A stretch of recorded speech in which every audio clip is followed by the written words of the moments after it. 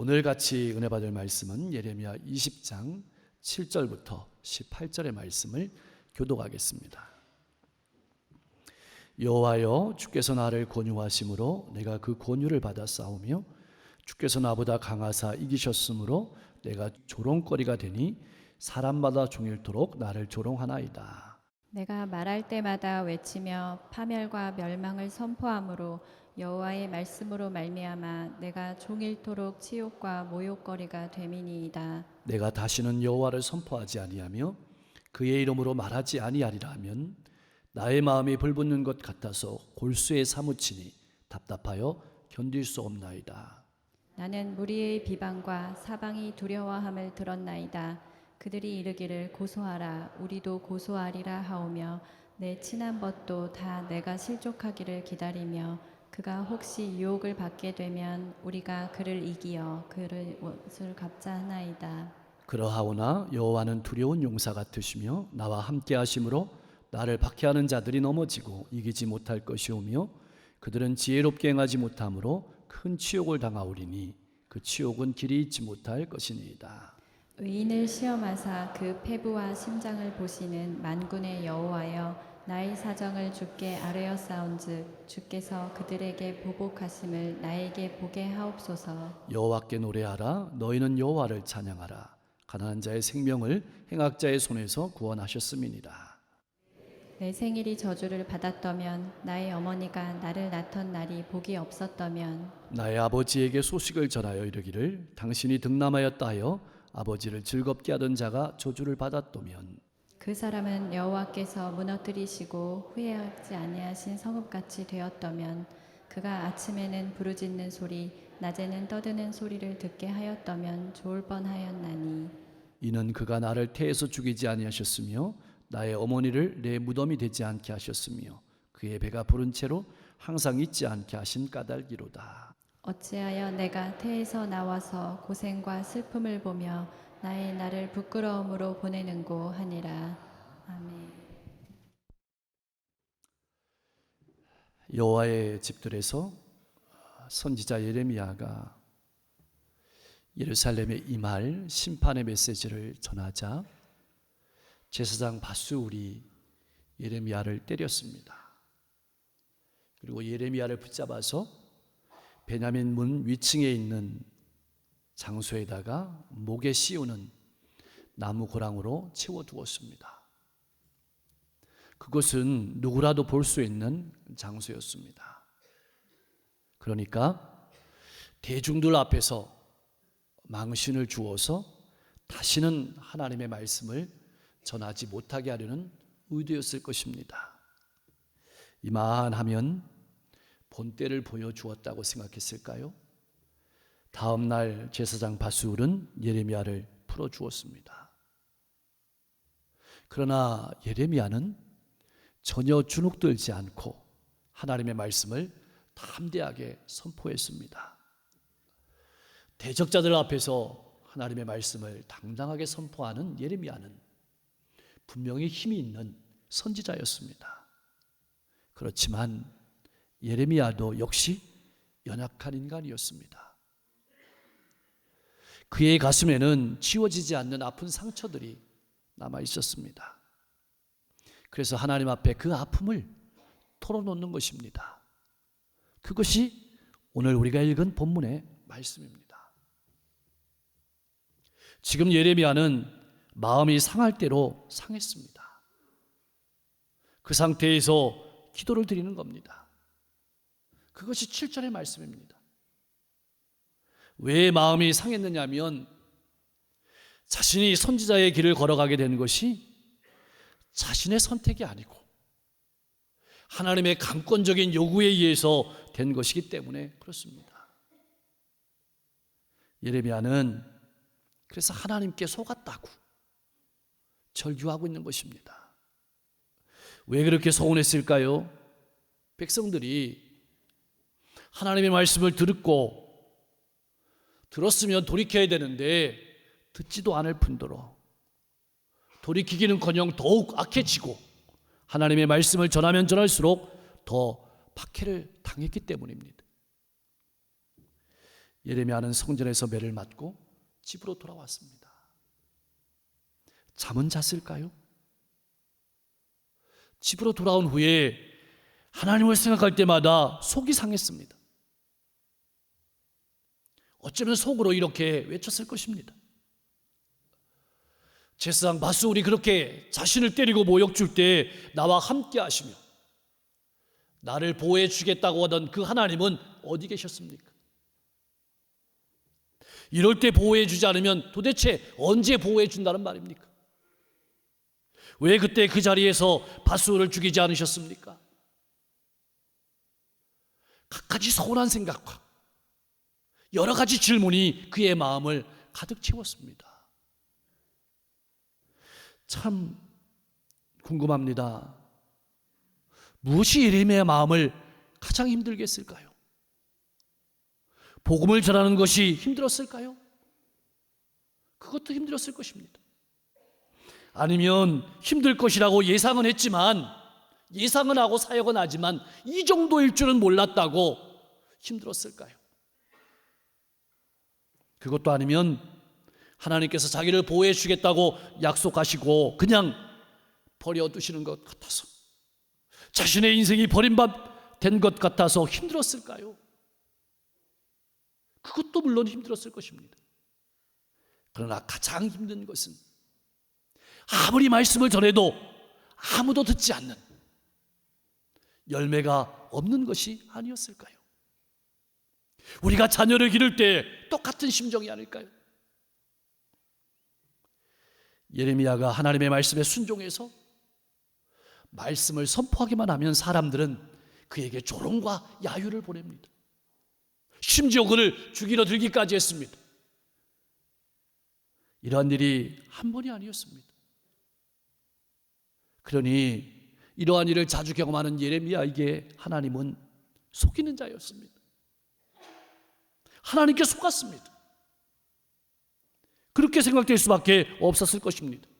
더 가슴이 아픈 것은 앞으로도 나아질 기미가 전혀 보이지 않는다는 겁니다. 상황은 점점 더 악화되어 가고 자신에 대한 박해는 점점 더 가중되어 갔습니다. 참 답답합니다.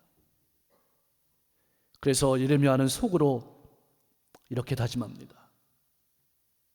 내가 다시는 여호와의 말씀을 전하나 봐라. 하지만 그때마다 주님의 말씀이 그의 심장에 불붙듯이 타오릅니다. 뼈에까지 사무칩니다. 뼈를 녹입니다. 그래서 다시금 하나님 앞에 항복하는 것입니다. 그래서 또 그 일을 감당하게 된다는 가슴 아픈 고백이 오늘 우리가 읽은 이번 주의 함송 구절입니다. 같이 한번 고백해 보겠습니다. 내가 다시는 여호와를 선포하지 아니하며 그의 이름으로 말하지 아니하리라 하면 나의 마음이 불붙는 것 같아서 골수에 사무치니 답답하여 견딜 수 없나이다. 그런데 말입니다. 우리가 주의 깊게 바라봐야 될 것은 여기서 불은 그냥 불이 아닙니다. 감정의 불이 아닙니다. 상처의 불이 아닙니다. 여기서 불이 의미하는 것은 우상숭배로 하나님을 따르지 않고 우상숭배로 물든 유다를 향한 하나님의 분노의 불입니다. 심판의 불입니다. 회개하기를 바라는 불입니다. 다시 말하면 예레미야의 마음에 불이 붙었다는 것은 이미 백성들이 심판받는 장면을 마음으로 생생하게 느끼고 있었다는 것입니다. 우리 가족들이, 우리 이웃들이 심판받는 것을 내 심정으로 절절하게 느끼는 것이 불이 붙었다는 것입니다. 그것은 너무 처절하고 고통스러운 것이었습니다. 자신이 당하는 수치와 고통도 엄청나게 큰 것이었지만 그것과 비교할 수 없는 처절한 고난과 고통을 골수에 사무칠 정도로 느끼고 있었기에 답답하여서 견딜 수가 없었던 것입니다. 내 앞에 닥치는 시련도 컸지만 내 마음에 주시는 하나님의 사랑이 더 컸기에 전하지 않으면 견딜 수가 없었던 것입니다. 이것이 예레미야의 마음속에 있는 깊은 눈물입니다. 사랑하는 성도 여러분, 여러분이 흘리는 눈물은 어떤 눈물입니까? 10절 말씀에 표현된 예레미야의 고통과 아픔은 우리가 예레미야와 함께 느껴야 될 고통이고 아픔입니다. 여러분, 아픔은 저 멀리 다른 나라에만 있는 것이 아닙니다. 예레미야가 낙심되고 비관적인 것은 어려울 때, 낙심될 때 위로하고 도움을 주어야 될 가장 친한 벗들마저도 그에게 등을 돌렸다는 것입니다. 어쩌면 우리의 가장 큰 아픔은 가장 가까운 곳에 있습니다.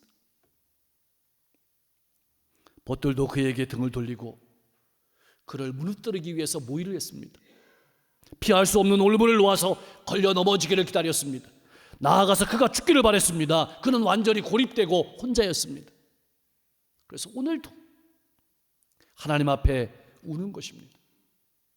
그리고 다시금 하나님이 공급하시는 힘으로 일어서는 것입니다. 얼마나 아팠을까요? 얼마나 두려웠을까요? 얼마나 힘들었을까요? 얼마나 외로웠을까요? 얼마나 도망치고 싶었을까요? 여러분은 어떻습니까? 아프지 않습니까?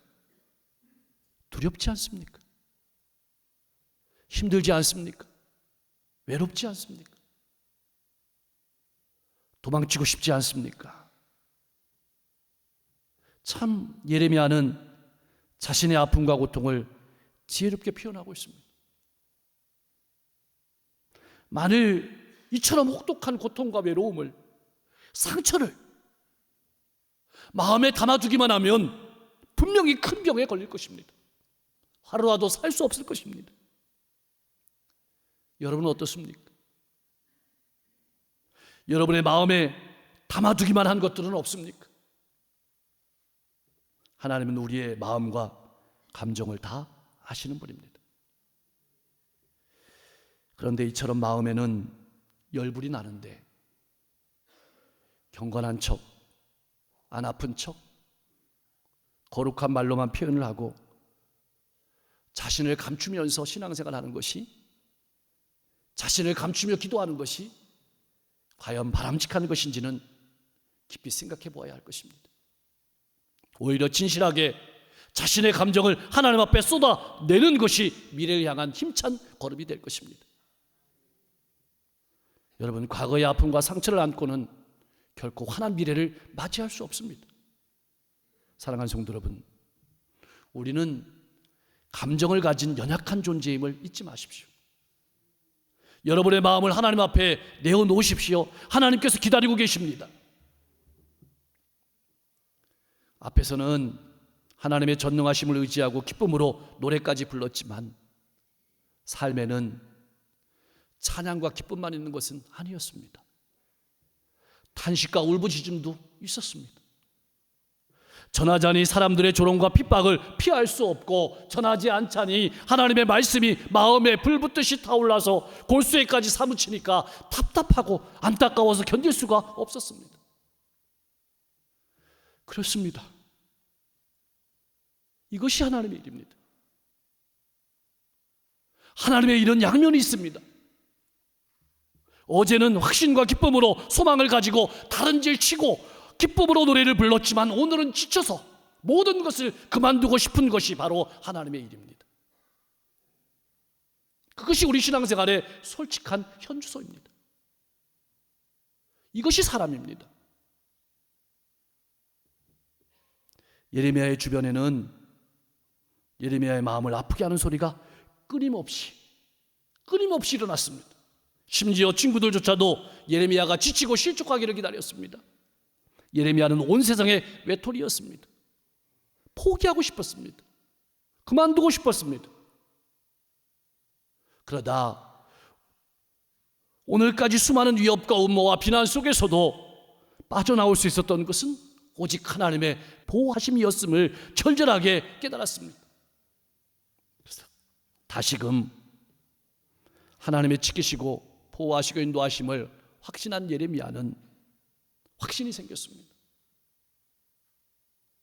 그래서 내 마음을 알아주시고 사정을 알아주시고 구원하신 분이 하나님이심을 다시 노래하는 것입니다. 그 노래가 11절에서 13절의 말씀입니다. 그의 노래의 가사는 이렇습니다. 아직 끝나지 않았어. 하나님께서 나와 함께 하시는 한 나는 절대로 패배하지 않아. 이것이 줄인 노래의 내용입니다. 여러분이 믿는 하나님은 어떤 분이십니까? 여러분의 인생의 노래는 무엇입니까? 그러나 우리가 오해하지 말아야 될 것이 있습니다. 12절 말씀에 그들에게 보복하심을 나로 보게 하옵소서라는 말은 자신에게 아픔을 주었던 사람에게 보복해달라는 말씀이 아닙니다. 하나님의 뜻이 이루어지게 해달라는 표현입니다. 여러분, 우리가 믿는 하나님은 어떤 분입니까? 우리의 마음을 알아주시는 분입니다. 반드시 그 뜻을 이루시는 분입니다. 그러므로 진정한 찬양은 무엇일까요? 아무리 우리의 인생이 모순투성이처럼 보일지라도, 때로는 내 인생이 납득할 수 없을지라도 모든 상황과 형편에서 나와 하나님께서 함께 하시고 힘주시는 분임을 인정하는 것입니다. 그리고 내 고통과 아픔, 분노와 걱정, 심지어 이해할 수 없는 인생의 문제를 가지고 항의하러 하나님 앞에 나아가는 것도 찬송이고 기도일 것입니다. 그러면 반드시 위로를 주십니다. 앞길을 향해서 나아갈 수 있는 새로운 힘을 얻게 될 것입니다. 기억하십시오. 우리가 주의해야 될 것은 내가 하려는 것입니다. 하나님께서 하시도록 하십시오. 미래는 하나님께서 여십니다. 꼭 잊지 마시고 기억하십시오. 신앙의 싸움은 내가 힘이 있고 내가 건강하기에 이기는 것이 절대 아닙니다. 하나님께서 내 편이 되시기에 이기는 것입니다. 오늘 예레미야의 고백이 바로 그것입니다. 그는 하나님과 맞서 이길 수가 없었습니다. 그러나 하나님께서 그와 함께 하심으로 그는 절대 패배할 수가 없었던 것입니다. 이것이 아프지만, 이것이 고통스럽지만 힘있는 그의 인생의 노래였습니다. 나의 노래는 무엇입니까? 내가 부르고 싶은 노래는 어떤 노래입니까? 그러나 또다시 예레미야의 삶 가운데는 좌절과 아픔이 찾아왔습니다. 그것이 14절과 18절의 말씀입니다. 아픔의 탄식이 기록되어 있습니다. 얼마나 힘들었으면 이런 소리를 하는 것일까요? 얼마나 고통이 컸으면 태어난 일에 대해서 소중하고 가까이 있는 사람들을 원망하는 것일까요? 얼마나 아팠으면 나는 태어나지 말았어야 했다고 탄식하는 것일까요? 여러분 가운데 그런 탄식이 있는 분은 없습니까? 분명한 것은 우리는 예레미야의 아픔과 고통을 다 할 수 없습니다. 그러나 한 가지는 할 수 있습니다. 함께 우는 것입니다. 예레미야와 함께 울었으면 좋겠습니다. 우리 가족과 함께 울었으면 좋겠습니다. 속회원들과 함께 울었으면 좋겠습니다. 선교회원들과 함께 울었으면 좋겠습니다. 나아가서 우리 이웃과 직장 동료들과 함께 울었으면 좋겠습니다. 사랑하는 성도 여러분, 신앙이란 어떤 사람일까요? 또 어떤 사람이 되어야 하는 것일까요? 신앙이란 말로 표현할 수 없는 고통과 아픔에 귀를 기울이고 들어주는 사람입니다. 말하는 사람이 아닙니다. 말씀은 하나님이 하십니다. 함께 아파하며 함께 울어주는 사람이 그리스도인입니다. 예레미야의 아픔을 어떻게 우리가 이해해야 할까요? 이웃의 아픔을 어떻게 이해할 수 있을까요? 이해해야 되는 것일까요? 죄를 지어서 그래, 내가 잘못해서 그래, 이 소리는 절대 우리가 하지 말아야 될 소리입니다. 내 기준으로 정죄하고 판단하는 것은 신앙인이 할 일이 아닙니다. 오죽이나 힘들었으면 저런 소리를 하는 것일까? 오죽이나 마음이 아프면 저런 소리를 하는 것일까? 하는 마음으로 함께 슬퍼하며 우는 것이 바로 우리가 해야 될 일입니다. 참, 그런데도 하나님께서는 침묵하십니다. 아무 소리 하지 않으십니다. 하나님의 침묵이 외면하시는 것일까요? 아닙니다. 묵묵히 끌어안고 함께 아파하고 눈물을 흘리고 계시는 겁니다. 이렇게 예레미야의 아픔의 통곡은, 가슴 속에 있는 응어리는 막을 내리고 있었습니다. 예레미야는 아무리 어렵고 힘든 상황에서도 하나님이 함께 하심을 알았기 때문에 여전히 상황은 어렵고 마음은 아프지만 힘들지만 하나님을 따라갔습니다. 감옥에 갇힐 때에도, 물구덩이에 빠져서 감금될 때에도, 심지어 이집트로 끌려갈 때도 하나님을 따라 인생을 걸어갔습니다. 그래서 오늘 우리가 이 자리에 구원받은 하나님의 백성으로 앉아있는 것입니다. 이제는 우리 차례입니다. 자, 궁금한 것이, 정말 궁금한 것이 하나 있습니다. 그렇다면 예레미야는 어떤 감정을 가지고 이 이후의 삶을 걸어갔을까요? 정말 하나님께서 약속하신 노성벽, 세기둥, 견고한 성읍 한 번도 아프지 않고 살아갔을까요? 아니면 아프고 견디기 힘들어서 아예 고통과 아픔을 생각하지 않으려고 노력하면서 살았을까요? 그렇게 살았을까요? 분명한 것은 하나님을 따라갔다는 것입니다. 견디기 힘들어하면서도, 아파하면서도 하나님을 따라갔습니다. 엄청난 아픔과 고통 중에도 하나님께서 함께 하심을 분명히 믿고, 아프면 아프다고 기도하면서, 아프면 아프다고 울면서 하나님을 바라보고 주어진 하루를, 또 주어진 하루를 말씀에 붙들려 견디어내고 걸어갔던 것입니다. 이제는 우리 차례입니다. 신앙은 견뎌내는 겁니다. 사랑하는 성도 여러분, 우리가 이 세상을 바라보면 죽음의 소리만 들려옵니다. 비난의 소리만 들려옵니다. 공포의 소리만 들려옵니다. 시간이 가면 갈수록, 세월이 가면 갈수록 더 각박해지고 가고 있습니다. 내 주위와 나를 바라보면 걱정과 염려와 근심이 떠나지 않습니다. 때로는 절망하게 되고 방황하게 됩니다. 그러나 눈을 들어서 하늘의 영광을 바라보고 믿음의 주인이시고 온전케 하시는 예수를 바라보면 힘을 얻게 됩니다. 소망을 얻게 됩니다. 자신감을 얻게 됩니다. 어떻게 하면 우리에게 주신 사명을 잘 감당하며 우리의 인생을 걸어갈 수 있을까요? 하나님의 불을 마음에 담아야 합니다. 말씀은 하나님의 불입니다. 예레미야는 아버지의 불이 마음에 있었습니다. 불타올랐습니다. 아버지의 마음이 그 마음에 있었습니다. 이제는 우리 차례입니다. 하나님께서 나와 함께 하심을 믿고 아버지의 마음으로 내 인생에 불붙고 성령의 인도하심을 따라 미래를 향해 힘차게 나아가는 축복의 통로가 될 수 있기를 주님의 이름으로 간절히 축복합니다.